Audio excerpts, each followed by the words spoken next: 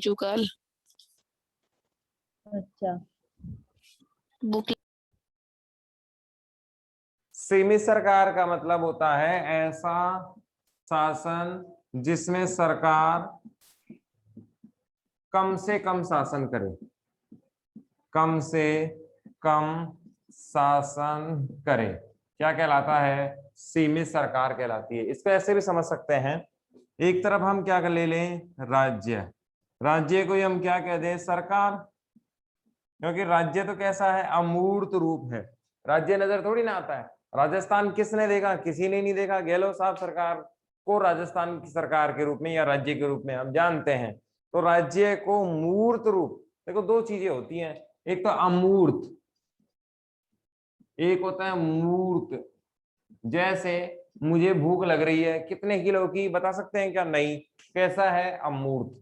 ऐसी व्यवस्थाएं, ऐसे शब्दावली जिसको हम डायरेक्ट एक्सप्लेन नहीं कर सकते, उसे हम एहसास कर सकते हैं। दर्द हो रहा है, कितना हो रहा है ये नहीं बता सकते, कैसा है? अमूर्त है। कोई लालची है, कितना लालची है ये नहीं बता सकते, अमूर्त है। कोई बच्चा कौन सी क्लास में है? 6 क्लास में है, क्या है? मूर्त है। आपने चीनी खरीदी, कितनी किलो खरीदी? 10 किलो खरीदी, मूर्त रूप है। जिसे परिभाषित किया जा सके, सदृश्य रूप में देख सकें, जिसका आकलन वास्तव में कर सकें, वो क्या है? मूर्त रूप है। और जिसका आकलन वास्तव में संभव नहीं है, वो क्या है? अमूर्त रूप है। माता पिता का बच्चे के प्रति प्रेम क्या है? अमूर्त ही होता है। तो राज्य कैसा होता है? अमूर्त। सरकार कैसी होती है? मूर्त। राज्य को अस्तित्व में लाने का काम कौन करती है? सरकार करती है। अब आप देखें, हमारे जो मूल अधिकार हैं वो किसके द्वारा प्राप्त होते हैं? संविधान के द्वारा। और किसके विरुद्ध प्राप्त होते हैं? तो राज्य के विरुद्ध। किसके विरुद्ध प्राप्त होते हैं? राज्य के विरुद्ध। मिलते कहां से हैं? संविधान से। कितने मिले? 7। अभी कितने हैं? 6। वर्तमान में कितने हैं? 6। अब यहाँ पर हमें यह समझना होगा कि राज्य की शक्तियों को सीमित करने का काम या राज्य की शक्तियों को कम करने का काम किसने किया है? मूल अधिकारों ने किया है। ऐसी सरकारें जो संतुलन मात्रा में या कम मात्रा में शासन करती हैं, सीमित सरकारें कहलाती हैं। ये जनता के लिए अच्छी होती हैं। जैसे कृषि आपको दे दी, शिक्षा को निजी क्षेत्र में दे रखा है, सरकारी में भी है, स्वास्थ्य निजी क्षेत्र में है, तो और भी आगे बढ़ा रहे हैं। ऐसा सुनने में आता है रेलवे को निजी कर देंगे और चीजों को निजी कर देंगे। तो ऐसी स्थिति में सरकार का दायरा जब कम होता है, सरकार शासन कम इलाकों में करती है, सरकार दबाव कम बनाती है, तो ऐसी स्थिति में उस सरकार को क्या कहा जाता है? सीमित सरकार कहा जाता है। और लोकतंत्र के लिए ये अच्छी होती है। लोकतंत्र के लिए क्या होती है? ये अच्छी होती है, क्योंकि इसमें आम जनता को छूट मिलती है ज्यादा। दक्षिण अफ्रीका, इसका उदाहरण हम देख सकते हैं। संविधान व्यवस्थाएं नहीं है, वहां सीमित सरकार नहीं है। मैं तो ये देख रहा हूं जहां अधिकार ज्यादा होंगे, एक तरफ आप ऐसे भी इसको समझ सकते हो, एक तरफ राज्य है और दूसरी तरफ जनता। एक तरफ तो कौन है? राज्य है, और दूसरी तरफ कौन है? जनता। यदि राज्य की ताकत बढ़ेगी तो जनता की घटेगी, ये ध्यान रखना हमेशा। राज्य की ताकत जब जब बढ़ेगी तब तब जनता की ताकत घटेगी, क्योंकि राज्य की ताकत को कौन छीनता है? सॉरी, जनता की ताकत को कौन छीनता है? राज्य छीनता है। तो ये बात स्पष्ट हो गई कि जैसे जैसे राज्य ताकत में क्या होगा? बड़ा, वैसे वैसे जनता ताकत में क्या होगी? कम। जैसे एग्जाम्पल के तौर पे देखो, ट्रैफिक पुलिस है, राजस्थान पुलिस है, आर्मी की व्यवस्थाएं हैं, न्यायालय की व्यवस्थाएं हैं, ये सारी व्यवस्था आप पर प्रेशर बनाएंगी। सरकार इनके माध्यम से आप पे क्या बनाना चाहती है? प्रेशर। तो ये प्रेशर कहीं ना कहीं आपको ज्यादा खतरा महसूस होगा और आपको लगेगा कि सरकार ज्यादा कुछ कर रही है या तानाशाही कर रही है या शासन में ज्यादा भागीदारी निभा रही है। दूसरी तरफ इनमें क्या दे दे? छूट दे दे, ज्यादा छूट दे दे, और वो अपने दायरे को क्या कर ले? छोटा कर ले, सीमित कर ले, तो क्या कहलाएगी? सीमित सरकार कहलाएगी। तो जैसे जैसे राज्य की शक्तियां बढ़ेंगी, जनता की शक्तियां घटेंगी। जनता की शक्तियां बढ़ेंगी तो राज्य की शक्तियां घटेंगी। तो ये एक दूसरे के क्या पाए जाते हैं, विपरीत पाए जाते हैं। आपको याद रखना है, बहुत इंपॉर्टेंट सवाल है। सवाल आ जाए, राज्य को सीमित करना क्यों आवश्यक है, या सीमित राज्य की सरकार क्यों जरूरी है, ताकि जनता आसानी से अपने अधिकारों का क्या कर सके, उपयोग कर सके। बताओ किसको समझ में नहीं आई, इसमें कोई दिक्कत? हाँ सर। ठीक है,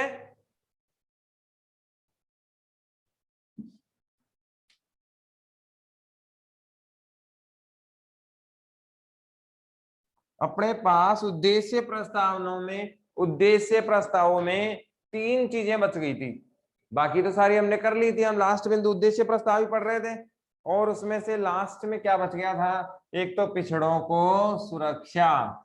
इसमें एक बात आपको ध्यान रखनी है कि पिछड़े कौन से, वे सब जो समाज की मूल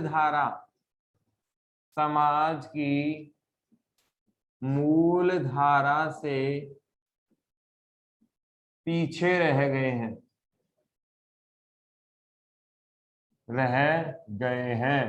क्या कहलाते हैं, पिछड़े कहलाते हैं, पिछड़े कहलाते हैं।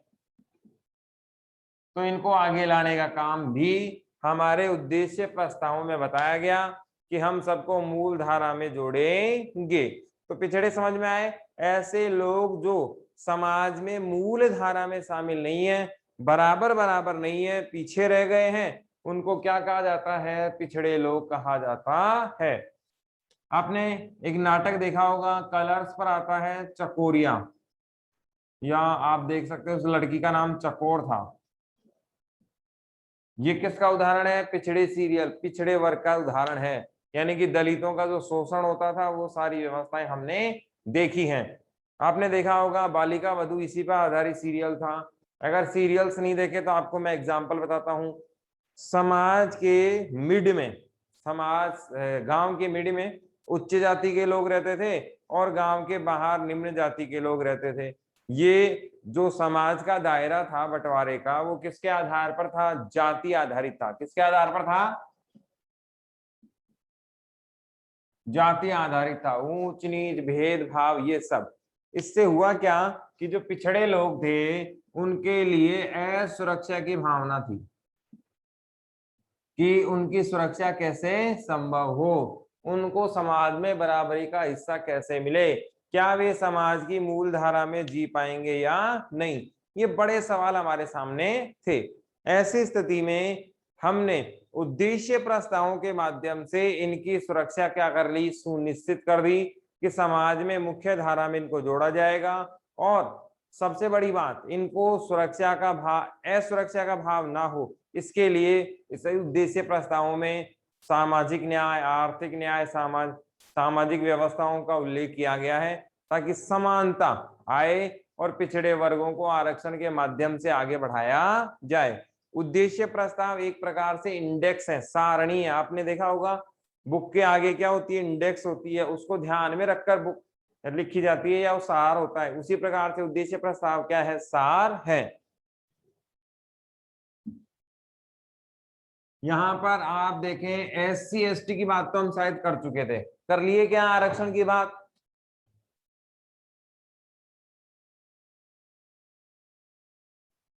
अपनी क्लास में आरक्षण हो गया क्या, नहीं हुआ सर। नहीं हुआ तो देख लो, ठीक है। आरक्षण में देखें आप, लोकसभा में एससी एससी की 84 सीटें, एसटी की 47 सीटें। आप मेरे साथ नोट डाउन कर लें।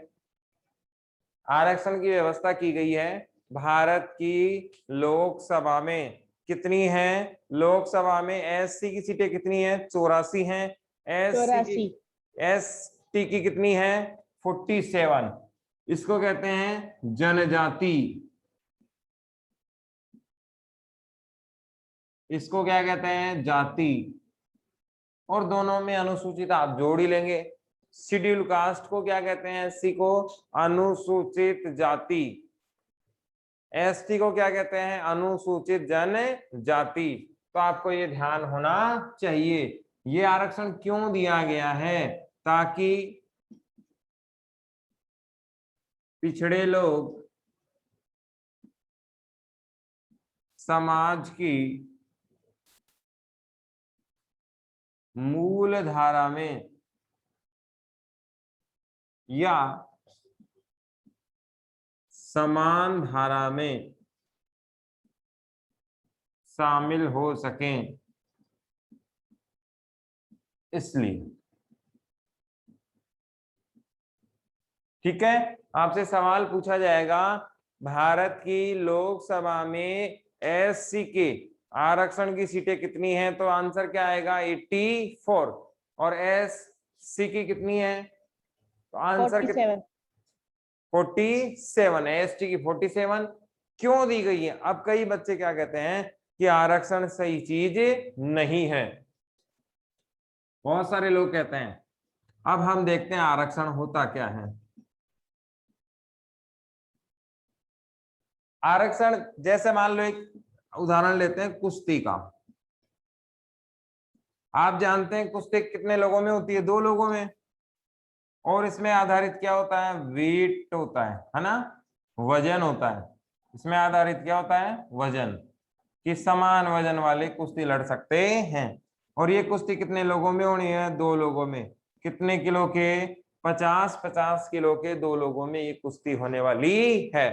अब आप जानते हैं कि एक बंदा तो 50 किलो का वजन रखता है, लेकिन दूसरा गरीब आदमी है, उसको खाने पीने को नहीं मिला, वो इसके बराबर नहीं है। और कितने किलो का है? वो केवल 30 किलो का। तो क्या इनमें प्रतियोगिता संभव है? क्या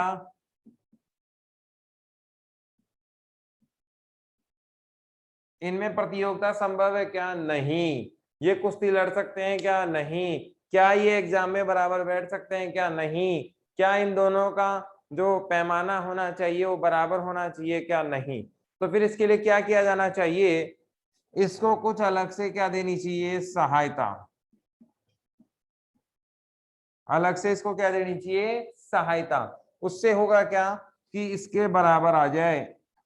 30 किलो तो ये खुद था ही, ये सहायता मिलाकर दोनों क्या हो जाए? इसके बराबर। यही समाज की मुख्य धारा में शामिल करना या बराबर आना है। बताओ किसको समझ में नहीं आया? प्रिया कंवर, यस सर। क्लियर है? Yes sir. अब बहुत सारे लोग आरक्षण का विरोध भी कर रहे होंगे। आरक्षण का विरोध वास्तव में नहीं होना चाहिए। कैसे? क्योंकि आज तक हमारे जितने भी पिछड़े भाई बहन हैं वो मूल धारा में नहीं आए हैं। इसका मतलब आरक्षण हटना तो नहीं चाहिए। फिर इसको कैसे यूज होना चाहिए? इसका मेरा ओपिनियन है पर्सनल कि जिनको आरक्षण मिल गया उनको आरक्षण से बाहर कर दें, ताकि एससी एसटी में जिन लोगों को आरक्षण नहीं मिला उनको आरक्षण मिले, ताकि वो भी वास्तव में उसका लाभ उठा सके। हमने देखा है कि एससी में केवल कुछ ही लोगों को आरक्षण मिला, एसटी में भी कुछ ही लोगों को आरक्षण मिला। तो ऐसा नहीं हो कि जो एससी एसटी के जो हमारे भाई बहन हैं जिनको आरक्षण मिला ही नहीं, उनको तो मिले ही नहीं, और फिर केवल कुछ ही लोगों को उसमें मिलता जाए। तो ये ठीक वैसा ही होगा जैसे पहले चल रहा था कि समाज में जो उच्च जाति के लोग थे केवल उन्हीं का उद्धार हो रहा था और वो आगे बढ़ते हुए चले जा रहे थे।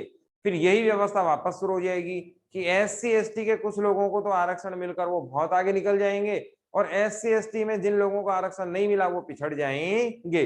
इसका मतलब क्या हुआ कि आरक्षण में ये विशेष तौर पर ध्यान देना चाहिए कि जिसको लाभ मिल गया उसे बाहर कर दें, और जिनको लाभ नहीं मिला उन्हें कंटिन्यू आगे बढ़ाते हुए जाएं, ताकि सभी एससी और एसटी के लोगों को आरक्षण का लाभ मिल सके।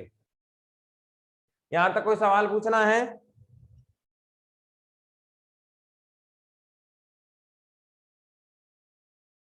आगे हेडिंग बना लें, क्वेश्चन लिखें ओबीसी, अन्य पिछड़ा वर्ग।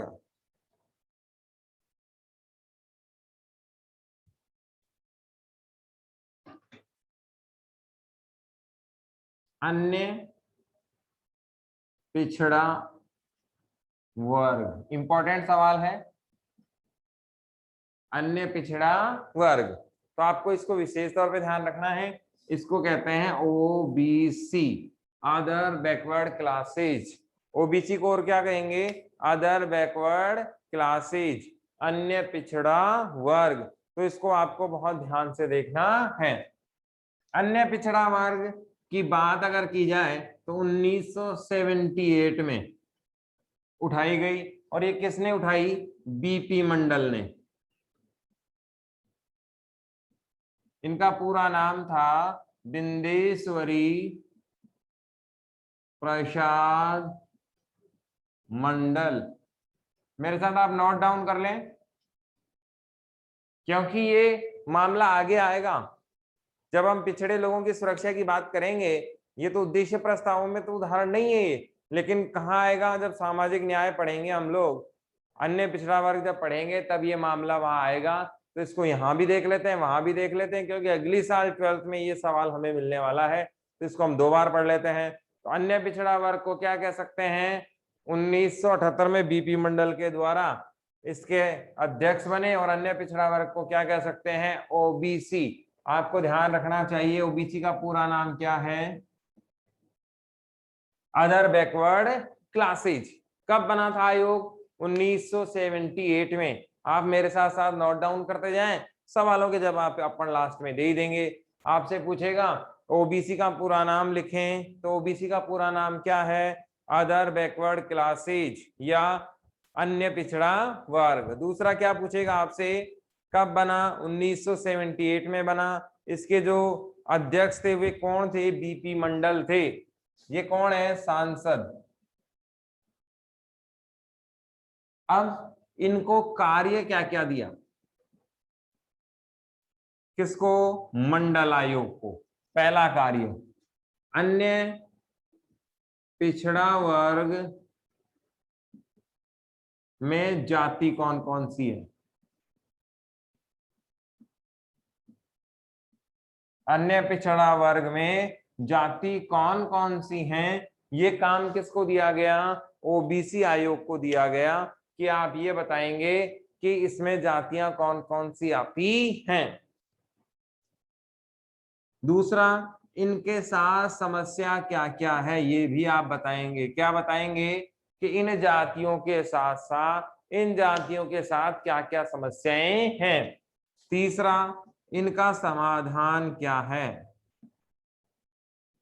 कि भाई इनको जो समस्या है उनका समाधान कैसे किया जा सकता है। यहां तक की बात क्या हुई? ओबीसी आयोग बनाकर 1978 में बना, और बीपी मंडल इसके अध्यक्ष थे। बात किसकी की? अन्य पिछड़ा वर्ग की इन्होंने बात की। सवाल क्या उठा? कि इनके लिए इनके पास समस्या क्या क्या है और उसका समाधान कैसे किया जा सकता है। ये सारी बातें उठी। इसके बाद अगर हम अगला देखें तो इसने अपनी रिपोर्ट जारी की। क्या जारी की? रिपोर्ट। और रिपोर्ट कब जारी की? 1980 में रिपोर्ट जारी इन्होंने की। कब की? 1980 में। अब ये भी काम का सवाल है। 1980 में क्या कर दिया इन्होंने? रिपोर्ट जारी कर दी। अब एक सवाल यहां पर बीच में रह गया कि 1978 में इस आयोग को बनाया किसने था? तो बनाया था जनता सरकार ने। किसने बनाया था? जनता सरकार ने। और जनता दल की सरकार के प्रधानमंत्री जी कौन थे? मोरारजी देसाई। कौन थे? मोरारजी देसाई साहब थे। सवाल आप देखते जाएं सारे के सारे। रिपोर्ट पेश कब की? 1980 में पेश की। अब यहां पर सरकार नहीं रही, सरकार नहीं रही।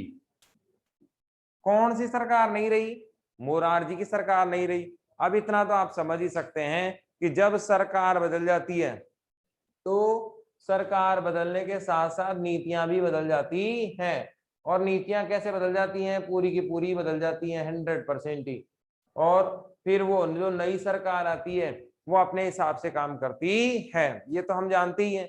एग्जाम्पल के तौर पे देखें कि गहलोत साहब अगर हमारे मुख्यमंत्री वर्तमान में है और कुछ समय बाद वसुंधरा जी या कोई और आ जाएगा या फिर यही जीत कर आएंगे, तो अगर मुख्यमंत्री चेंज हो जाता है तो इनकी योजना अपने आप ही बदल जाती है। ऐसी स्थिति में प्रधानमंत्री बदलने पर भी इनकी योजनाएं क्या होती हैं, बदल जाती हैं। मेरे साथ सवाल आप लिखें, क्वेश्चन लिख रहे हैं, सर। लिखो। ओबीसी आयोग पर टिप्पणी लिखें, ओबीसी आयोग पर टिप्पणी लिखें।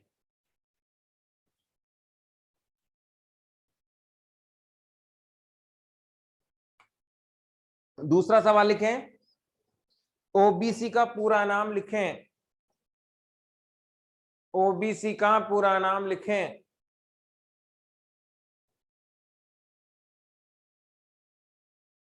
अगला सवाल, ओबीसी आयोग के अध्यक्ष कौन थे, ओबीसी आयोग के अध्यक्ष कौन थे। इसको वेरी इंपॉर्टेंट कर देना, कंपटीशन में बहुत बार पूछा जाता है, अपने एग्जाम में भी आता है। ओबीसी आयोग के अध्यक्ष कौन थे।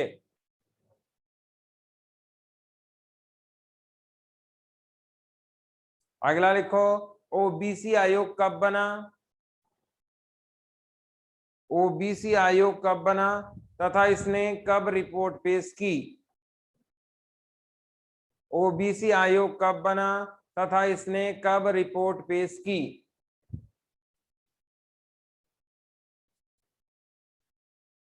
ठीक है, अब देखो भाई, इसमें काम की चीज है। 1980 में इसने रिपोर्ट पेश की, लेकिन सरकार बदल गई, इसका मामला गड़बड़। आप जानते हो प्रधानमंत्री के साथ साथ ही योजना भी क्या होती है, बदल जाती है। इसलिए जब इंदिरा गांधी जी की सरकार यहाँ आई तो इंदिरा गांधी जी की सरकार ने ओबीसी आयोग पर ध्यान दिया ही नहीं। अब इसने क्या क्या कहा, 27% आरक्षण मिलना चाहिए। ये बहुत काम की चीज है। आप लिखो, ओबीसी आयोग की रिपोर्ट या ओबीसी आयोग की अनुशंसाएं क्या क्या थी, या रिपोर्ट में क्या क्या बताया गया। 27% क्या होना चाहिए आरक्षण, किसमें, सरकारी नौकरी में व शिक्षा में। किन दो चीजों में, एक तो सरकारी नौकरी में और एक शिक्षा में कितना % आरक्षण होना चाहिए, 27% आरक्षण होना चाहिए। ये इसकी मुख्य मांग थी। रोजगार के लिए कहा, अलग से शिक्षण संस्थान की बात कही, बहुत सारी बातें कही, लेकिन अपने को एक ही मांग याद रखनी है कि मूल संविधान की मुख्य धारा में 27% आरक्षण की मांग किसके लिए की गई, अन्य पिछड़ा वर्ग के लिए की गई।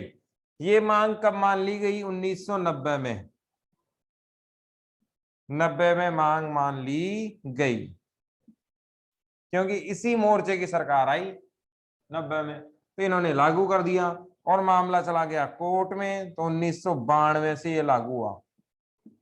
आरक्षण लागू कब से हुआ, 1992 में, क्योंकि लागू मांग मानते ही मामला कहां चला गया, कोर्ट में, और कोर्ट में होने के कारण ये लागू नहीं हुआ। और लागू कब हुआ, 1992 से लागू हुआ।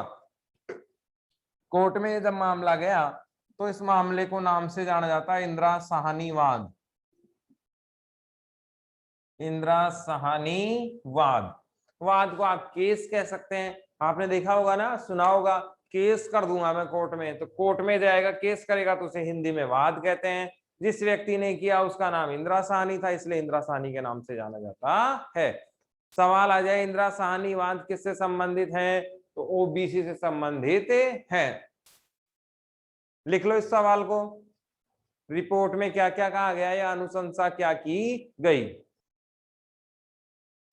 अगला सवाल लिखो, ओबीसी को कितने % आरक्षण दिया गया, ओबीसी को कितना % आरक्षण दिया गया। तो आंसर क्या आएगा, 27% आरक्षण दिया गया। अगला सवाल, इंदिरा साहनीवाद किससे संबंधित है, इंदिरा साहनीवाद किससे संबंधित है, तो किससे संबंधित है, ओबीसी आयोग से संबंधित है। और ओबीसी आयोग की मांगे कब मान ली गई, 92 में लागू कर दिया गया। कुछ पूछना हो तो बताओ। Nikita Yadav, Kirori Yes, Meena, sir. Sir 27% आरक्षण के आगे क्या लिखा हुआ है? कौन सा? 27% आरक्षण के आगे क्या लिखा हुआ है सर? साफ नहीं दिख रहा। सरकार नहीं रही। 27% आरक्षण में सरकारी नौकरी और शिक्षा में। किस किस में दिया गया? एक तो सरकारी नौकरियों में और एक शिक्षण संस्थाओं में 27% आरक्षण दिया गया। हटा दे इसको। Yes sir. कल मैं पहले ओबीसी आयोग सुनूंगा, उसके बाद एक अपनी क्लास शुरू होगी। Okay, sir. अब देखो, विधि का शासन हमने पढ़ ही लिया था, क्या होता है, कैसे होता है। कानून का शासन कंप्लीट, ये पूरा हो चुका है। विधि का शासन हम पढ़ ही चुके हैं। विश्व शांति और बचा है, तो ये और देख लो। विश्व शांति बहुत सिंपल टॉपिक है। भारत के संविधान में 2-3 चीजें आपको याद रखनी है। एक चार्ट बना लो, एक डब्बा बना लो मेरी तरह ऐसा, और इस डब्बे को हमेशा याद रखना है। भारत के संविधान में मूल अधिकार। सर साफ नहीं दिख रहा। साफ नहीं दिख रहा बेटा? मैं हाँ थोड़ा सा सर। बड़ा लिखने की कोशिश करता हूं, देखो फिर देखना आप।